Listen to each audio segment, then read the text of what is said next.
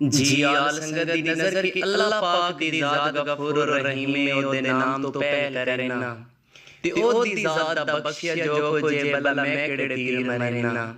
ते हर थां ते रब दी ज़ात मौजूद है जेड़े पासे नजर भवेना गुल कई नेमतों महरूम न कर दे ओ दी ज़ात तू रोज डरेना। और उस्ताद मोहतरम माजी ज़रा याद गुल साहब दी नज़म लिखी आल संगत दी नजर कर सा कि मैं सजना दी नीता दा दस्या ता जे समय ना आवी ते मैं की करा जे दे मगरू तू बेली पे लगदे वजने ना अपना बड़ावी ते मैं की करा कि मैं सजना दी नीता दा दस्या ता जे समय ना आवी ते मैं की करा जे दे मगरू तू बेली पे लगदे वजने ना अपना बड़ावी ते मैं की करा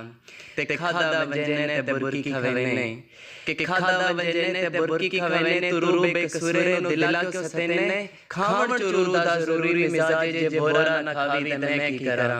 ते तू मर्जी दिला प्या करने तू यादां दी सुइयां कलेजे चोबेने रतू दा सजाई का जगवाड़ी जे दुख ना वंडावी ते मैं की करा दिल दस क्यों बोला ना रहने नहीं होंदा कि कल्ला में जुर्मी नु झिणका ना दे कि कल्ला में जुर्मी नु झिणका ना दे तू बेली मनावण दी धिरका ना दे तू बेली बढ़ाया मैं हाथे सवाया जंदरू ना जावी ते मैं की करा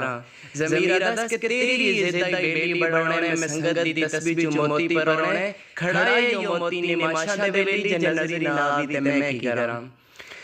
ते दिल दा सुन यार आपस लड़न दा की फायदा कि छड़ दे जेड़े ना आपस लड़िए कि छड़ दे जेड़े ना आपस लड़िए कोई बेली मनावण दा हीला ना करिए हाड़े करे समय अखी दी राई आँख ना मिलावी ते मैं की करा